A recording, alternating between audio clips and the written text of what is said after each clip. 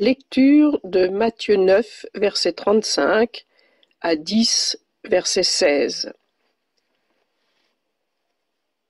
Jésus parcourait toutes les villes et les villages, enseignant dans les synagogues, prêchant la bonne nouvelle du royaume et guérissant toute maladie et toute infirmité. Voyant la foule, il fut ému de compassion pour elle, parce qu'elle était languissante et abattue, comme des brebis qui n'ont point de berger.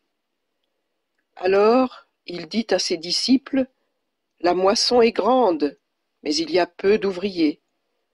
Priez donc le maître de la moisson d'envoyer des ouvriers dans sa moisson. » Puis, ayant appelé ses 12 disciples, il leur donna le pouvoir de chasser les esprits impurs et de guérir toute maladie et toute infirmité. Voici les noms des 12 apôtres.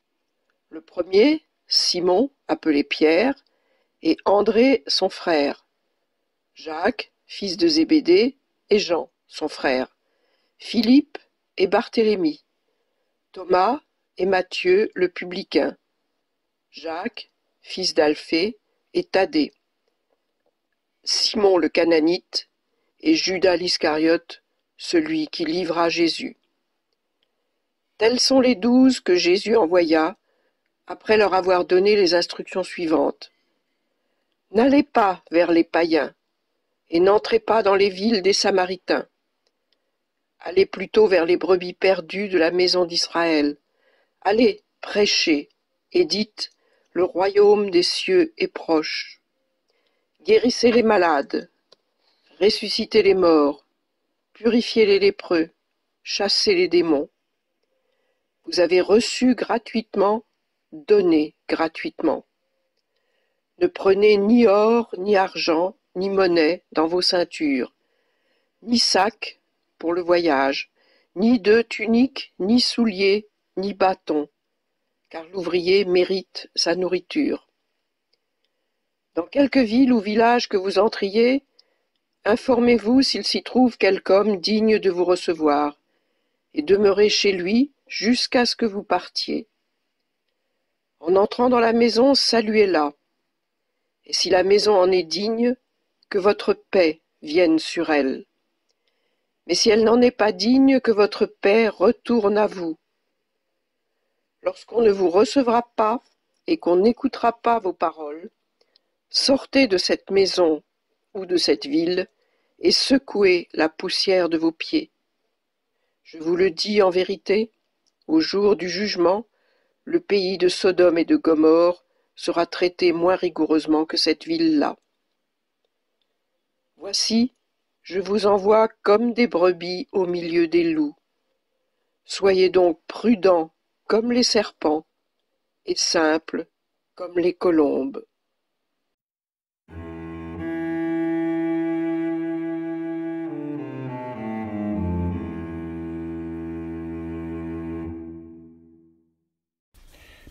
À l'écoute de l'Évangile, et dans ce temps inédit pour nous, nous allons progressivement et avec précaution sortir du confinement. Je vous invite à méditer dans la reconnaissance et la joie. La reconnaissance et la joie, ce sont deux sentiments très fréquents dans la Bible. Je pense entre autres au psaume dit de reconnaissance, tel que le psaume 100, qui invite le plus grand nombre à crier de joie pour le Dieu vivant. Et je pense aussi à l'apôtre Paul qui, dans ses lettres, recommande souvent d'être reconnaissant et de se réjouir. Réjouissez-vous toujours, soyez reconnaissants en toutes circonstances, écrivait-il. En toutes circonstances, cela ne va évidemment pas de soi, sans parler de l'épidémie actuelle. Il y a toutes sortes de bonnes raisons, au vu et au su de la misère du monde et de nos propres histoires personnelles sans doute, de ne pas facilement ou facticement éprouver des sentiments de reconnaissance et de joie. Cependant, ce matin, à partir du témoignage biblique, qui est ancré dans la réalité ordinaire de la vie des hommes et des femmes, semblable à toute l'humanité, je vous invite à emprunter le chemin d'une triple reconnaissance, source d'une joie éprouvée. Reconnaissance envers Dieu qui s'est fait connaître en Jésus le Christ, Reconnaissance pour la mission confiée, reconnaissance pour le service accompli. Et tout d'abord, la reconnaissance envers Dieu qui s'est fait connaître en Christ. Le passage biblique de l'envoi des 12 disciples dit que nous sommes au bénéfice du ministère du Christ. Elle nous donne à méditer le motif pour lequel l'Évangile s'est répandu. À la vue des foules, Jésus fut ému, car elles étaient lassées et abattues, comme des brebis qui n'ont pas de berger. Ainsi, le Christ a vu. Et nous pouvons dire merci. Merci pour cet amour et cette bonté. Voir et dire merci, ce sont deux actions qui tiennent en un seul mot, la reconnaissance. L'Évangile se déploie. Jésus a vu, il partage, il agit. Entendons cette reconnaissance par Jésus des détresses de ses prochains, semblables à celles qui peuvent être aussi les nôtres, la lassitude, l'abattement. Et merci à ce Dieu vivant qui en Jésus le Christ s'est révélé totalement différent de tout ce que nous pouvons projeter sur lui. Merci parce qu'il nous a rejoints pour que nous ne soyons plus avec lui, du coup avec les autres, dans une relation servile ou en révolte, mais dans la confiance de sa sollicitude bienveillante. La bonne nouvelle, l'Évangile, se trouve là, concentré comme un diamant qui brille, comme un soleil. Une foule est en quête de sens et de soins. Jésus en est ému, et il va envoyer les disciples pour s'approcher à leur tour, soigner, accompagner. La très bonne nouvelle de Pâques, c'est que cette attention à l'autre, qui souffre, qui espère, n'a pas été remisée inerte dans un tombeau. En Christ ressuscité, cette attention bienveillante a été comme démultipliée, dynamisée par l'Esprit, pour que le plus grand nombre puisse le recevoir. Le plus grand nombre, ou disons plus justement, chacun et chacune, car il ne s'agit pas ici d'un phénomène de masse spectaculaire, la recherche d'un phénomène de masse spectaculaire, mais d'une relation intime, spirituelle, offerte dans la foi. La foi qui signifie confiance. Reconnaissance envers Dieu qui s'est fait connaître en Christ. Et puis, un deuxième motif de reconnaissance. Reconnaissance pour la mission confiée. Jésus envoie les 12 apôtres en mission à la rencontre de leurs concitoyens israélites. La mission peut nous paraître datée, et elle est effectivement. Si Matthieu parle d'une mission avec des consignes précises, celle d'aller vers les moutons perdus de la maison d'Israël, dit le texte biblique, c'est bien que cela correspondait à un besoin, et que Jésus n'entendait pas s'arroger une mission au-delà du peuple dont il était issu. C'est ensuite, lors de son ministère itinérant, que des étrangers vont venir à lui et qu'il s'ouvrira à eux. Et si Matthieu a soigneusement gardé le nom des 12, même celui de Judas, cela nous dit bien que c'était leur mission et non la nôtre. Notre nom n'y est pas. De même qu'elle ne sera pas la nôtre, notre mission, elle nous a été donnée à la fin de l'Évangile. Chapitre 28 de l'Évangile selon Matthieu, je cite, « Allez, faites des gens de toutes les nations des disciples, baptisez-les pour le nom du Père, du Fils et de l'Esprit Saint, et enseignez-leur à garder tout ce que je vous ai commandé. Quant à moi, je suis avec vous jusqu'à la fin du monde. » Il y a cependant bien une parenté de la mission de l'Église avec celle des apôtres. Une relation à tout un chacun, quel qu'il soit, pour témoigner de l'Évangile. Parmi toutes les recommandations pour cet envoi en mission, certaines sont à interpréter pour aujourd'hui comme la gratuité de la démarche, la simplicité de vie avec le minimum suffisant, l'aspect médical et spirituel qui sont mentionnés ensemble, tout cela résumé dans une salutation de paix. On retiendra aussi que l'on ne s'impose pas s'il n'y a pas d'accueil. Enfin, des recommandations semblent avisées et peuvent être méditées, comme par exemple, je cite, « Soyez prudents comme les serpents, innocents comme les colombes ». De tout cela, je relève cette prise en compte de l'autre dans la globalité et l'individualité de ce qu'il est. Le respect de l'autre, le souci de l'autre sont manifestes. N'est-ce pas une grâce que de savoir que l'on compte pour quelqu'un? Au jardin de Gethsémani, Jésus a veillé dans la nuit en éprouvant, nous dit le texte biblique, en éprouvant de la tristesse et de l'angoisse. Sur la croix, il criera le début du psaume 22, « Mon Dieu, pourquoi m'as-tu abandonné ?»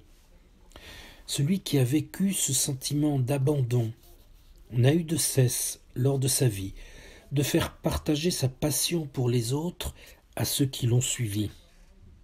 Parce que chacun est unique et a du prix aux yeux de Dieu, il a tout fait pour que nous puissions être au bénéfice de l'attention des autres, en témoignant de son amour à ceux qui étaient exclus parce qu'ils étaient dans la solitude, à ceux pas comme les autres, infirmes ou malades, indigents, perdus dans la vie, en deuil. Et il a tout fait pour eux, pour qu'ils aient droit à la vie. La joie ne leur est pas interdite, mais on n'est pas joyeux tout seul, sans aide, sans partage, sans fraternité. Reconnaissance pour cette mission confiée à d'autres, le prochain. Et puis reconnaissance pour le service accompli, c'est un troisième sujet de reconnaissance. Eh bien, c'est qu'il y a des réponses à cet appel en mission. Des hommes, mais aussi des femmes, sont appelés et envoyés pour soulager les détresses. Nous en avons tant besoin, comme ces foules harassées, prostrées du temps de Jésus qui l'ont ému. « Venez à moi, disait-il, vous tous qui peinez sous la charge. » Il est courant de déplorer un individualisme actuel selon lequel on ne s'engage plus comme avant. Si le mode d'engagement évolue, s'il s'inscrit sans doute moins aujourd'hui dans une longue durée pour une même cause qu'auparavant, le fait demeure, et nous en sommes quotidiennement témoins, que des hommes et des femmes aujourd'hui s'engagent pour accomplir une mission qui leur tient à cœur. Dans ce temps d'épidémie où des soignants exposent leur vie et payent un lourd tribut, il est réjouissant que des marques de reconnaissance leur soient exprimées. Puisse cela faire école jusque dans nos églises où l'on a du mal souvent à dire merci pour le service accompli ou en cours. Peut-être considérons-nous que c'est normal parce que nous avons entendu que nous sommes des serviteurs inutiles et que nous sommes justifiés par la foi et non les œuvres.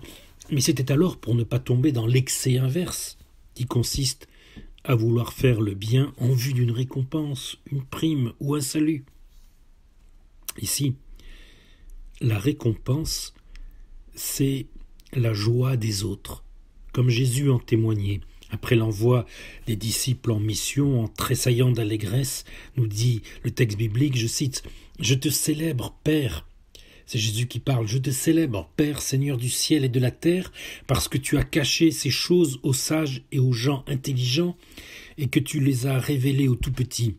Oui, Père, c'est ainsi que tu en as disposé dans ta bienveillance. » Telle est la joie reçue d'un Dieu qui, en Jésus-Christ, a révélé sa bienveillance pour le monde et qui propose une joie éprouvée, car lucide, confrontée au drame de ce monde. Une joie pleine, profonde, complète, dit l'apôtre Jean dans son évangile. Une joie qui n'est pas loin de notre humanité, comme une réserve divine. Une joie qui vient relayer les souffrances, fragilités et conflits. J'ai souvent été marqué par les récits d'hommes et de femmes au contact de populations croyantes très pauvres, en Afrique, en Amérique latine, en Inde, et qui pourtant témoignent d'une joie de vivre surprenante. Dans le dénuement, voire l'exploitation ou la misère, la joie de certaines populations, oui, est surprenante. Certes, ce n'est pas une raison pour justifier un système d'oppression qu'il faut combattre, mais c'est un enseignement qui donne à s'interroger sur l'essentiel.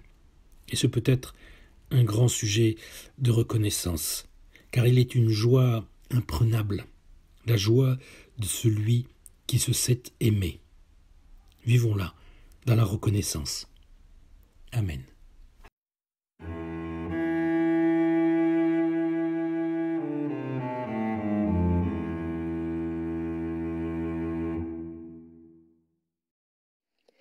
Prière dite de saint François d'Assise. Seigneur, fais de moi un instrument de ta paix. Là où il y a la haine, que je mette l'amour. Là où il y a l'offense, que je mette le pardon. Là où il y a la discorde, que je mette l'union. Là où il y a l'erreur, que je mette la vérité.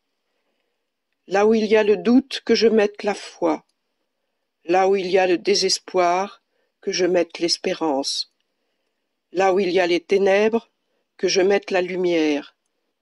Là où il y a la tristesse, que je mette la joie. Ô Maître, que je ne cherche pas tant à être consolé qu'à consoler, à être compris qu'à comprendre, à être aimé qu'à aimer. Car c'est en donnant qu'on reçoit, c'est en s'oubliant qu'on trouve, c'est en pardonnant qu'on est pardonné, c'est en mourant à soi-même qu'on ressuscite à la vie éternelle. Amen. Grand Dieu, nous te bénissons, nous célébrons tes louanges, éternel, nous t'exaltons, de concert avec les anges, et prosternés devant toi, nous t'adorons, ô grand roi, et prosternés devant toi, nous t'adorons, ô grand roi. Puisse ton règne de paix venir enfin sur le monde, dès maintenant à jamais, que sur la terre et sur l'onde, tous les peuples se saluent, au nom du Seigneur Jésus, tous les peuples se saluent, au nom du Seigneur Jésus.